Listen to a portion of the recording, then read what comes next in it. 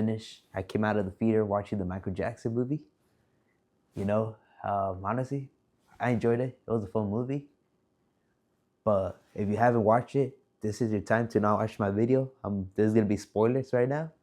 Three, two, one, bam.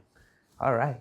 So to keep it short as a summary, it basically talks about his personal life, his relationship with his father, pretty much him growing up to 1988, to keep it simple, in the Wembley concert in his prime. And, you know, the thing about Michael Jackson, there's so much you could talk about his personal life, but it would be not possible to put it all in one film. There's so much you could talk about, but it's very hard. Maybe we didn't have rights to talk about everything. I don't know the behind the scenes or how was it, but I enjoyed it. It was a fun movie. You know, people are always gonna demand a lot, but it's very difficult making a Michael Jackson movie or talking anything related with his name. So honestly, the acting was very good. You know, his nephew, he killed it. The performance, you were able to see him, you know, really transform into Michael at one point. You can really feel it. And also the actor who played Joe Jackson, the father, did a fantastic job of portraying, you know, Joe. And overall, it was pretty much like a concert vibe throughout the whole film. The audience, you know, were hyped.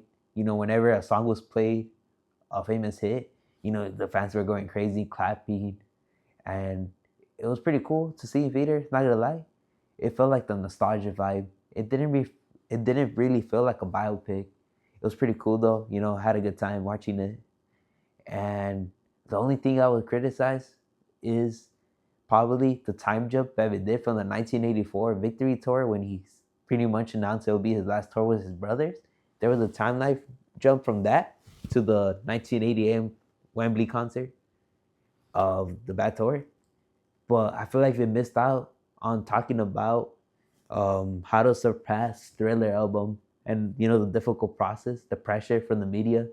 You know, after making the most successful album, how he pretty much worked in the studio, and maybe we would have talked about a little bit more the tension that Quincy and Michael had during, especially in the Bad era. Obviously, they had the tension before, just like any other person.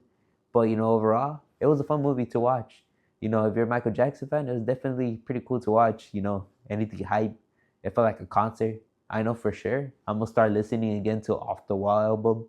I haven't heard that in a while, and the movie made me want to hear it again, and also listen more to his Thriller album again. You can never go wrong. Well, you guys should go watch this